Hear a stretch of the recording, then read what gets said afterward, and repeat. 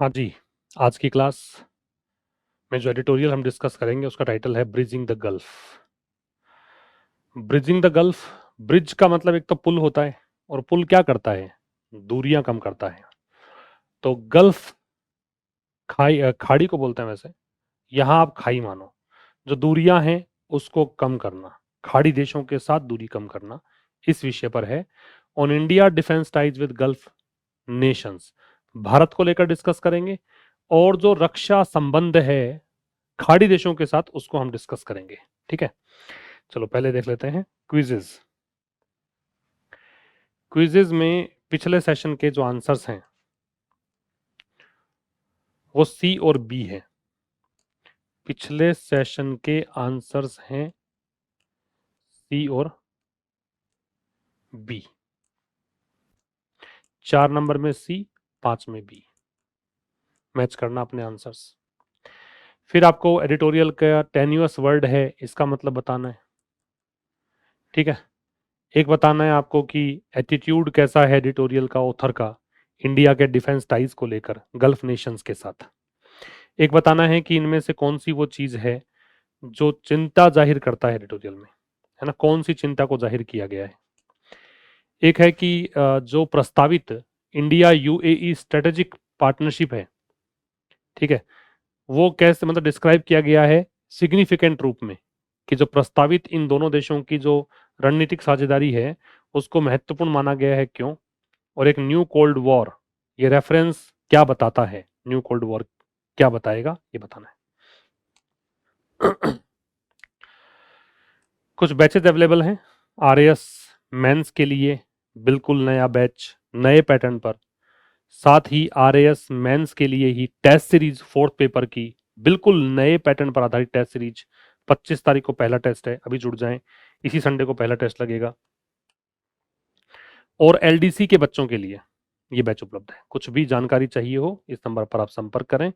ठीक है, आशीष classes application है, उसका लिंक डिस्क्रिप्शन में है, वहां पर सब कुछ आपको मिल जाएगा। चलें करें स्टार्ट। किस बारे में है ये सेशन? तो the editorial discusses India's evolving defence and strategic engagement with gulf Nations.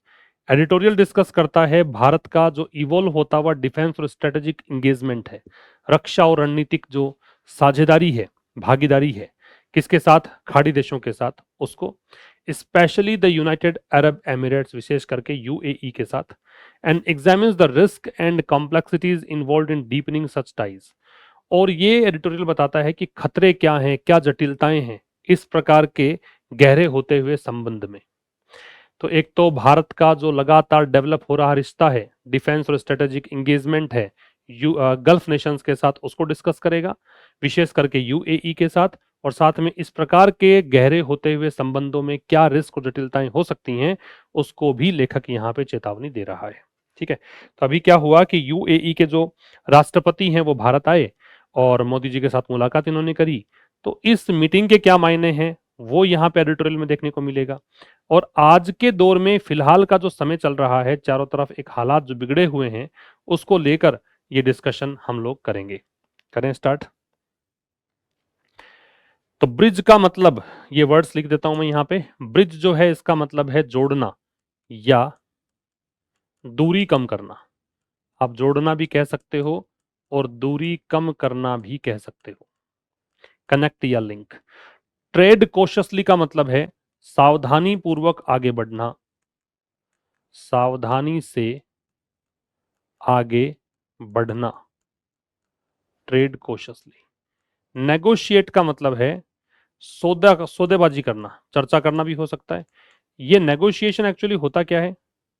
कोई भी अग्रीमेंट करने के लिए जो बातचीत आप करते हो, कि कोई भी आपके बीच में पैक्ट हो जाए, समझौता हो जाए, उसके लिए जो बातचीत करते हो उसको हम किस नाम से जानते हैं?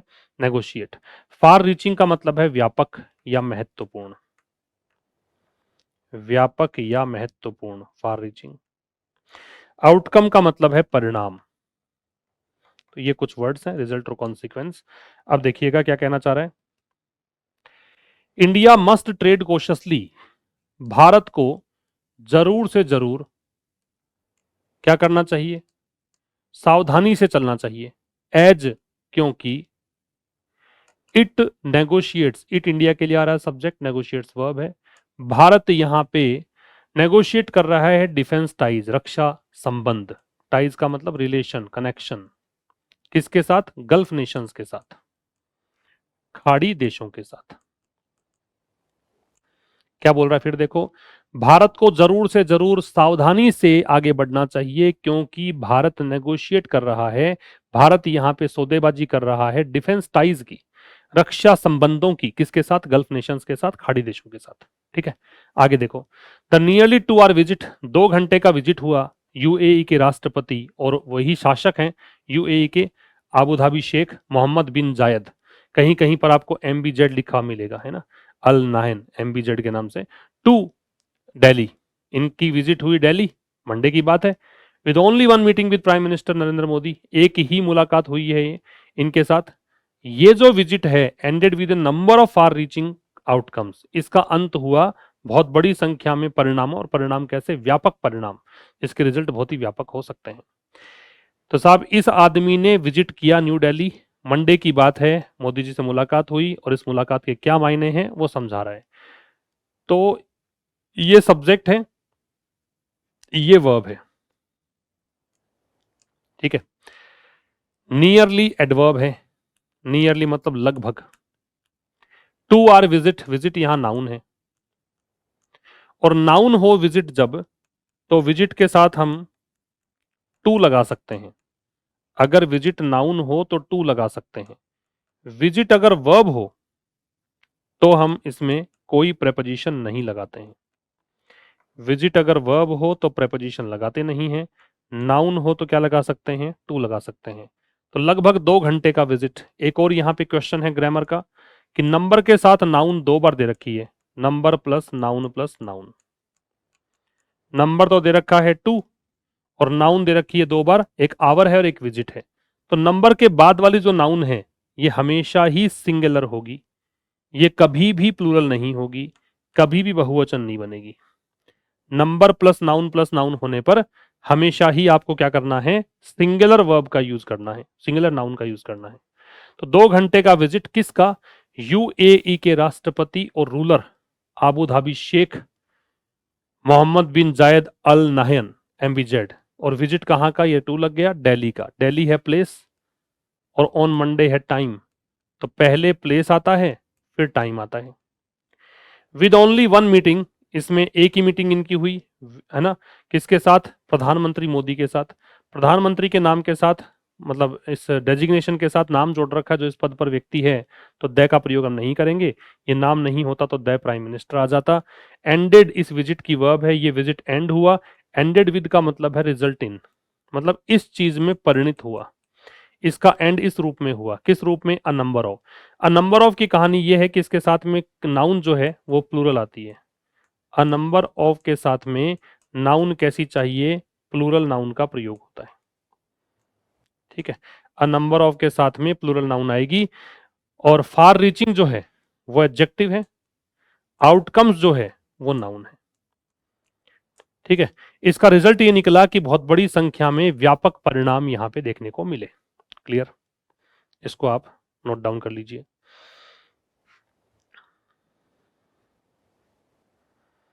इसको तुम अपने शब्दों में लिखने की कोशिश भी किया करो।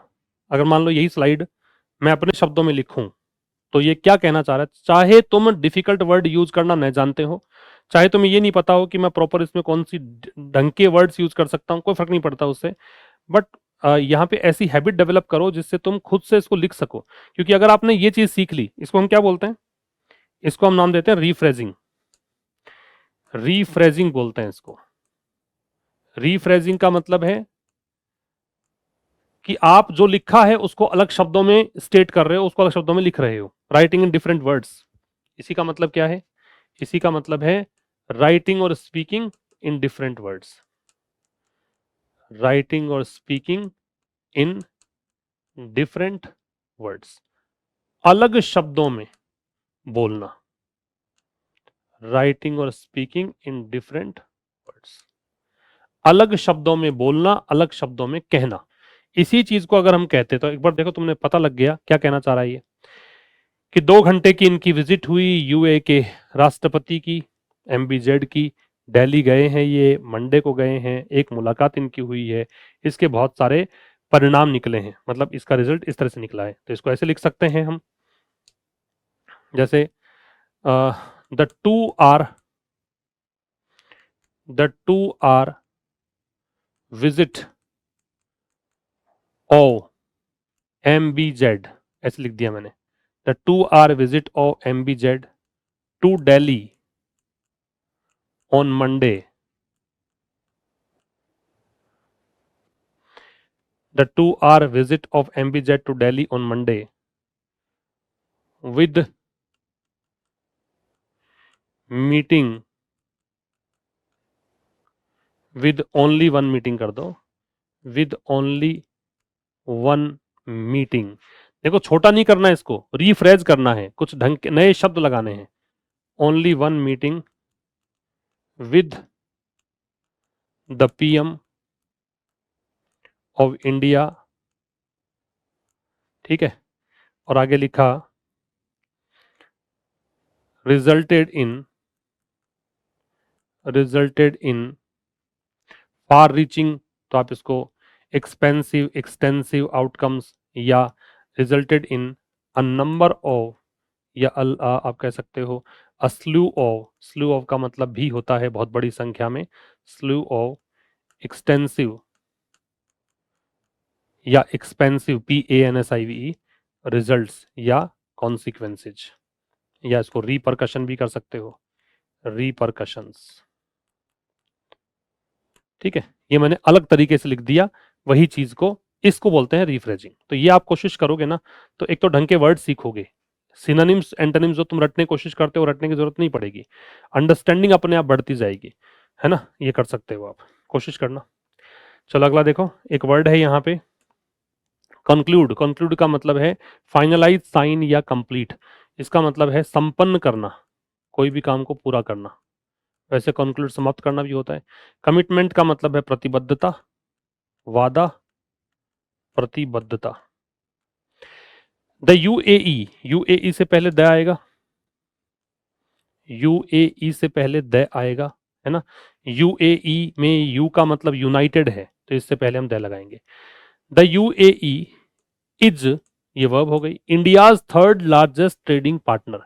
ये भारत का तीसरा सबसे बड़ा ट्रेडिंग पार्टनर है, ठीक है।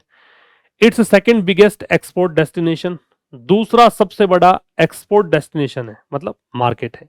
सेवंथ बिगेस्ट फॉरेन इन्वेस्टर, सातवां सबसे बड़ा विदेशी निवेशक है। And concluded it's first bilateral trade agreement with India in 2022, और इसने पहली बार 2022 में द्विपक्षीय समझौता भारत के साथ किया था। The agreements on Monday focused on the economic partnership, Monday को जो समझौते हुए उनका फोकस था आर्थिक साझेदारी।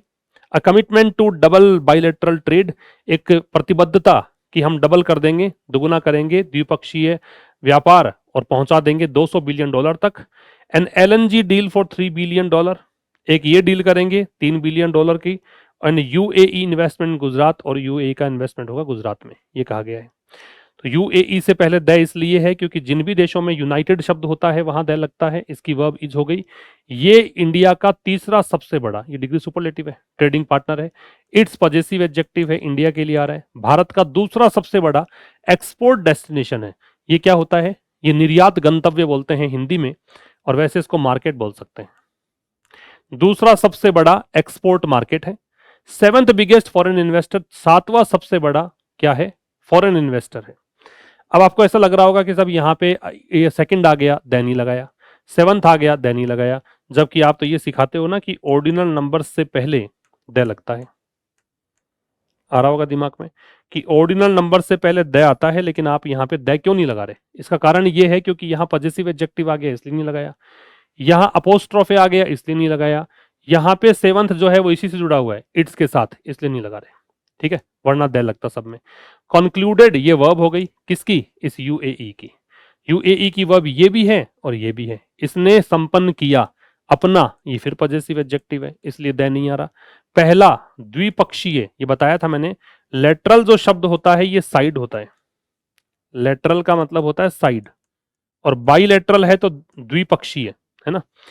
द्विपक्षीय व्यापारिक समझौता किया भारत के साथ 22 में, ये टाइम बता रहा है, और टाइम बताने वाले शब्द क्या होंगे? एडवर्ब। द एग्रीमेंट्स, ये हो गया सब्जेक्ट, जो समझौते हुए मंडे को, ये टाइम बता रहा है, एडवर्ब है। तो जो समझौते हुए मंडे को, इन समझौतों ने फोकस किया, फोकस में ऑन लगेगा, ये वर्ब हो गई। किस पर? आर्थिक साझेदारी पर। लॉन्ग डैश लगा के समझाया, अ कमिटमेंट टू। अब कमिटमेंट टू में आईएनजी भी लग सकता है, डबलिंग, और ये इसने बेस फॉर्म लगाई है, कोई दिक्कत वाली बात नहीं है। लेकिन कमिटेड टू लगता है ना, उसमें अगर is am are was were दे रखा है कमिटेड टू, तो फिर आईएनजी ही लगता है। कमिटमेंट के बाद टू लग रखा है, तो इसमें आईएनजी डबलिंग कर दो, या नहीं लगाओ डबलिंग, बेस फॉर्म भी चल जाएगा। तो ये एक वादा है। कमिटमेंट क्या होता है? प्लेज, एक वादा है, प्रतिबद्धता है बायलैटरल ट्रेड को डबल करने की, और डबल करके कहां पहुंचाने की? यहां तक। तो ये डेस्टिनेशन बता रहा है, यहां तक पहुंचेगा, तो टू लग गया। एक एलएनजी डील इतने रुपए की, और एक यूएई का इन्वेस्टमेंट गुजरात में। इन गुजरात प्लेस बता रहा है, और प्लेस बता रहा है, तो क्या है? एडवर्ब है। ठीक, नेक्स्ट पे चलें। रिवील का मतलब है दर्शाना, दिखाना। रिवील का मतलब है दर्शाना या दिखाना। उजागर करना भी कह सकते हो, इसको ऐसे लिख दो, उजागर करना। फ्रेमवर्क अग्रीमेंट का मतलब है ढांचा समझौता, मूलभूत समझौता। बेसिक अग्रीमेंट या स्ट्रक्चरल पैक्ट। However, हालांकि the major announcement was the intention to conclude a framework agreement for an India-UAE strategic defense partnership. हालांकि जो मुख्य अनाउंसमेंट है, मुख्य जो घोषणा थी, वो थी ये इरादा। इरादा क्या था? कंक्लूड करने का, अंत करने का, समाप्त करने का। किसको? फ्रेमवर्क अग्रीमेंट को, इसको संपन्न करने का। किसके लिए? इन दोनों के डिफेंस पार्टनरशिप के लिए। The first of its kind, जो अपने आप में यूनिक थी, पहली बार ही ऐसा हुआ था। Details are still to be revealed, इसकी जो डिटेल्स हैं कि समझौता हुआ, उसकी बारीकियां क्या हैं, डिटेल्स क्या हैं, माइन्यूट्स क्या हैं, वो सब अभी उजागर किए जाने बाकी हैं, अभी तक बताया नहीं है। हालांकि इट इज क्लियर, ये बात स्पष्ट है, that West Asia and South Asia will be watching closely, कि पश्चिमी एशिया और दक्षिणी एशिया बहुत नजदीकी से देख रहे होंगे, given the complicated security environment in both region, क्योंकि दोनों ही क्षेत्रों में, साउथ में और वेस्ट एशिया में, दोनों ही क्षेत्रों में क्या हो रहा है? सिक्योरिटी एनवायरनमेंट जो है, सुरक्षा माहौल जो है, वो थोड़ा सा कॉम्प्लिकेटेड स्थिति में बना हुआ है। तो हाउ एवर क्या होता है? कंजंक्टिव एडवर्ब होता है। कंजंक्टिव एडवर्ब मतलब ये कंजंक्शन भी है और एडवर्ब भी है, ठीक है। और इसका मतलब हालांकि है, विरोधाभासी वाक्यों के लिए आता है।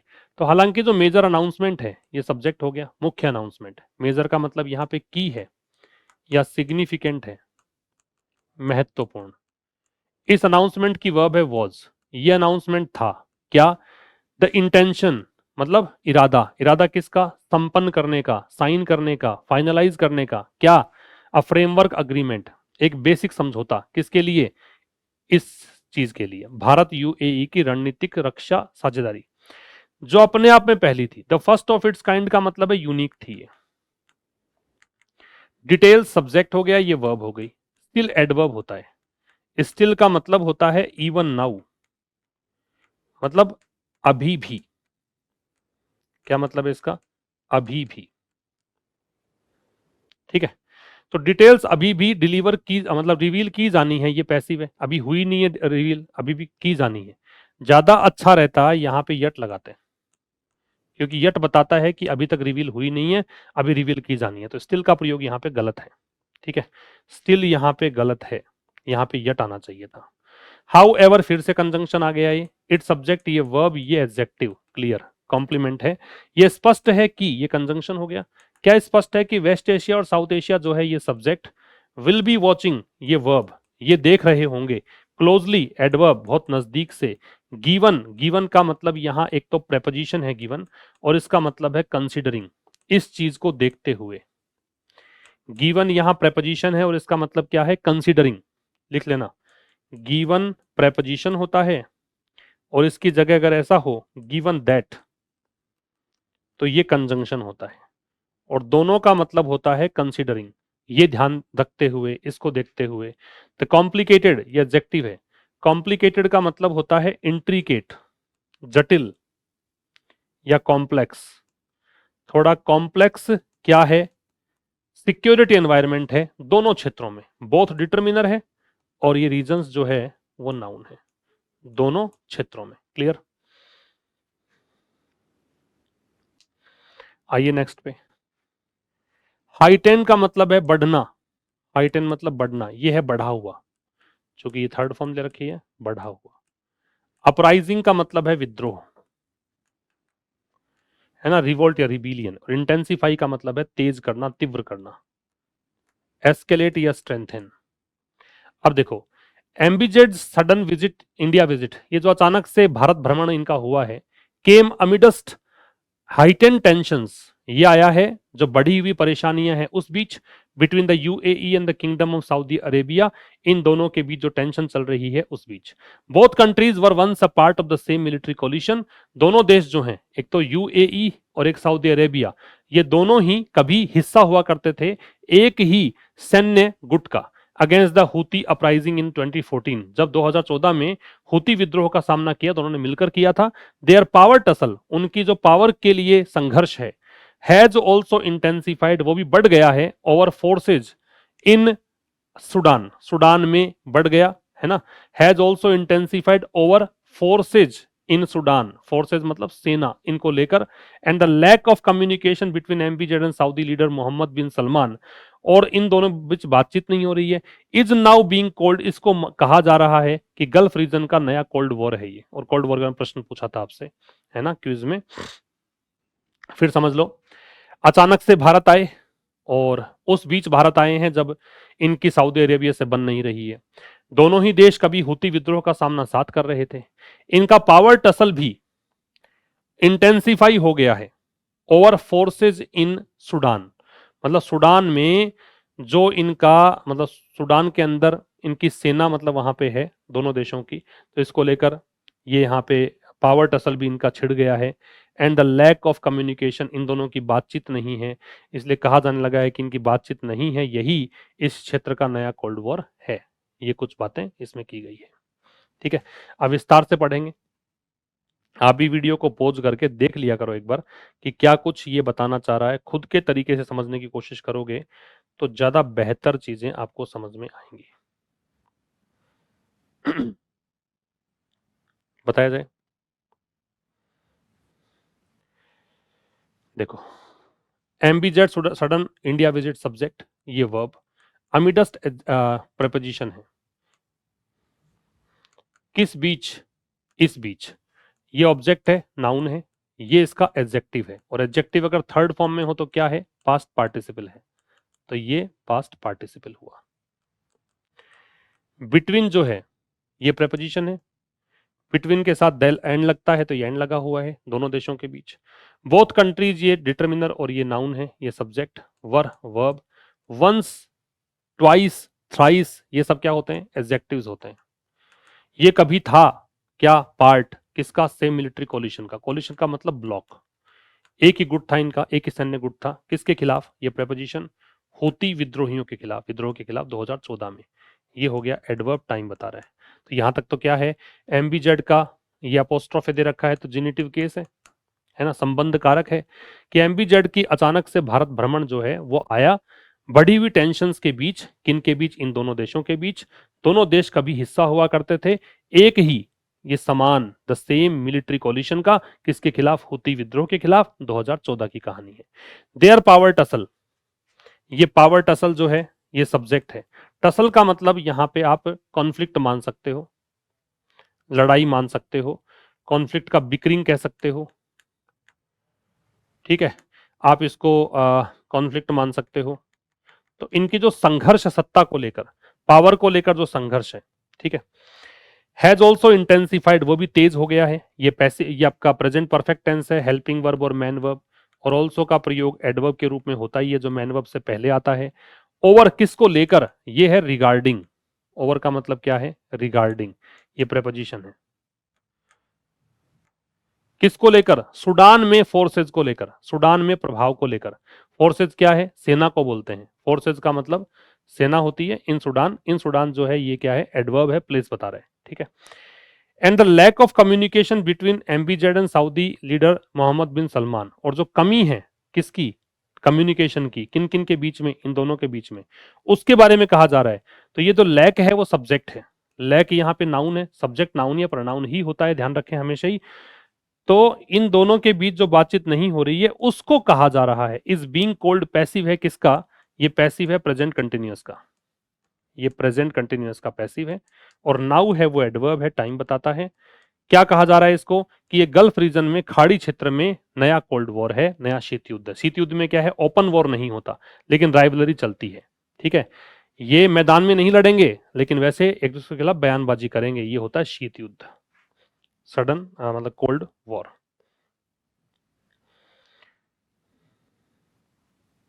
ठीक है, यहां तक कोई दिक्कत नहीं। यहाँ पे फोर्सेज का मतलब सेना न करके तुम वैसे भी कर सकते हो, फोर्स मतलब प्रभाव मान लो इसको, फोर्सेज का सेना न मान के प्रभाव मान लो, प्रभाव को लेकर सूडान में ऐसा मान लो। ये फोर्सेज जो है यहाँ पे इन्फ्लुएंस मान लो, प्रभाव मान लो, ठीक है। तो ये पावर टसल जो है इनका वो इंटेंसिफाई हो गया प्रभाव को लेकर सूडान में, ठीक। आगे चले। अब इसके अंदर ये जो इंटरवीन है इसका मतलब है हस्तक्षेप करना। इंटरवीन का मतलब क्या है, हस्तक्षेप करना, स्टेप इन या इंटरफेयर। टेन्यूअस का मतलब है कमजोर, टेन्यूअस का मतलब क्या है, कमजोर, फ्रेजाइल, वीक या अनसर्टेन। सीज फायर का मतलब है युद्ध विराम, सीज फायर युद्ध विराम। पोर्टेंट का मतलब है संकेत करना, भविष्य में क्या घटित हो सकता है उसका संकेत। और रिपरकशन का मतलब है परिणाम, ठीक। इन एडिशन इसके अलावा protest in Iran and US threats, जो विद्रोह है कहां पे, ईरान में, और यूएस की धमकियां हैं टू इंटरवीन की, हम हस्तक्षेप करेंगे, as well as the tenuous Gaza ceasefire, और साथ में जो गाजा युद्ध विराम है वो भी बहुत कमजोर युद्ध विराम है ना। And US president Donald Trump plans, और इनकी जो योजनाएं हैं for a board of peace, कि हम एक बोर्ड ऑफ पीस बनाएंगे, है ना, हैव लेड टू, इन सब का जो है ना वो परिणाम निकला है कंसर्न्स, चिंताएं बढ़ी हैं, किसको लेकर, आंतरिक और बाहरी अस्थिरता को लेकर। इजराइल बॉम्बिंग, इजराइल की बमबारी कहां पर, कतर में, सितंबर 2025 में, that led the Saudi government to rush, इसके कारण क्या हुआ, सऊदी सरकार जो है वो चली गई डिफेंस समझौता करने के लिए पाकिस्तान के साथ, और इसने नेगोशिएशन किया including Turkey in the pact. मतलब यहां नेगोशिएशंस की बात भी सामने आई, नेगोशिएशन किसका, कि इसको भी शामिल करो इस समझौते में।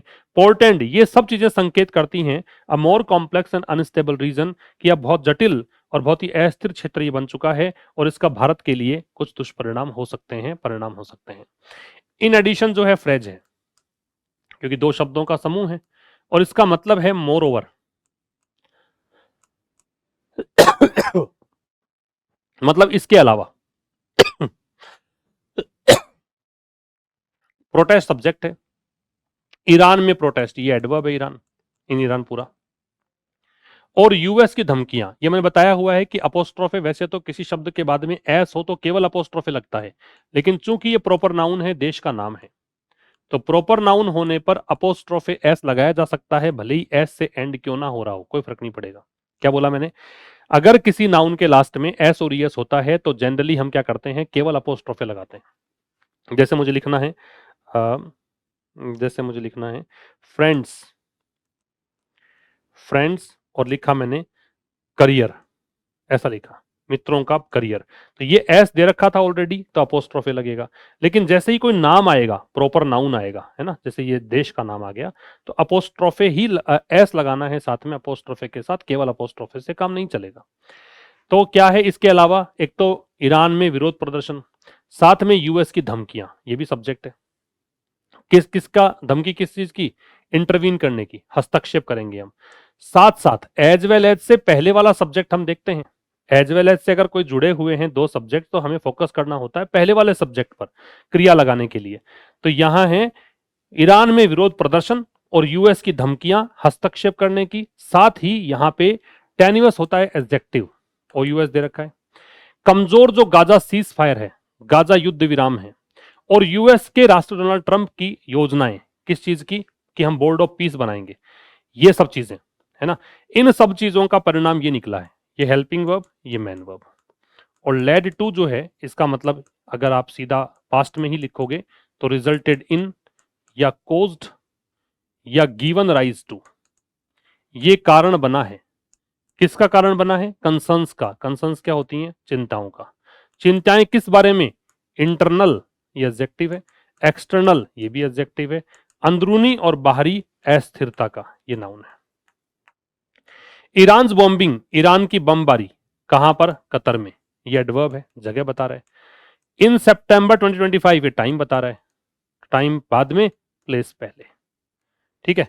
ईरान की बमबारी कतर में सितंबर 2025 में, दैट रिलेटिव प्रोनाउन, जो कि, जिसने क्या किया, let the Saudi government to rush, इसने सऊदी अरे गवर्नमेंट को मजबूर कर दिया कि वो दौड़ कर गया। रश का मतलब है स्क्रैम्बल, जल्दबाजी में कोई कदम उठाना, कि ये जल्दबाजी में इन्होंने क्या किया, म्यूचुअल डिफेंस पैक्ट किया, परस्पर, म्यूचुअल मतलब रेसिप्रोकल, म्यूचुअल का मतलब है रेसिप्रोकल, परस्पर रक्षा समझौता किया, किसके साथ, पाकिस्तान के साथ, और रिपोर्टेड नेगोशिएशंस, है ना। अब इसने क्या किया, एक तो ये किया, और कह रहा है कि जो नेगोशिएशंस नाउन है और ये एडजेक्टिव है, और एडजेक्टिव थर्ड फॉर्म है तो ये पास्ट पार्टिसिपल है, ऐसे नेगोशिएशंस, ऐसी बार्गेनिंग, ऐसा डिस्कशन जिसके बारे में रिपोर्ट्स आई, है ना। क्या रिपोर्ट थी, including Turkey in the pact, कि तुर्की को भी शामिल कर लिया गया है। तो एक तो ईरान की बमबारी, दूसरा यहां पे ये कहा गया कि इनका डिफेंस पैक्ट इन्होंने कर लिया, साथ में ये रिपोर्ट भी आई कि तुर्की भी इसमें शामिल होगा समझौते में। ये दोनों चीजें जो हैं इसकी वर्ब है पोर्टेंट, ये संकेत करती है, सिग्नल करती है अ मोर कॉम्प्लेक्स, कहीं अधिक जटिल जटिल, ये एडजेक्टिव, और एंड के पहले भी एडजेक्टिव, और अस्थिर रीजन के बारे में संकेत करती है, with repercussions of India, for India, और इसमें भारत के लिए क्या है, दुष्परिणाम है, परिणाम है, ठीक है। ये आपको इसमें दे रखा है। अब आइए मैच द कॉलम एक्सरसाइज हम कर लेते हैं, मिलाइए देखिए।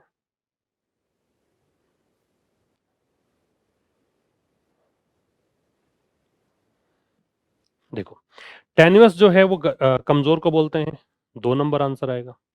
रिपरकशन का मतलब होता है क्या, कॉन्सिक्वेंस और आफ्टर इफेक्ट्स, तो आपका आंसर 3 आएगा।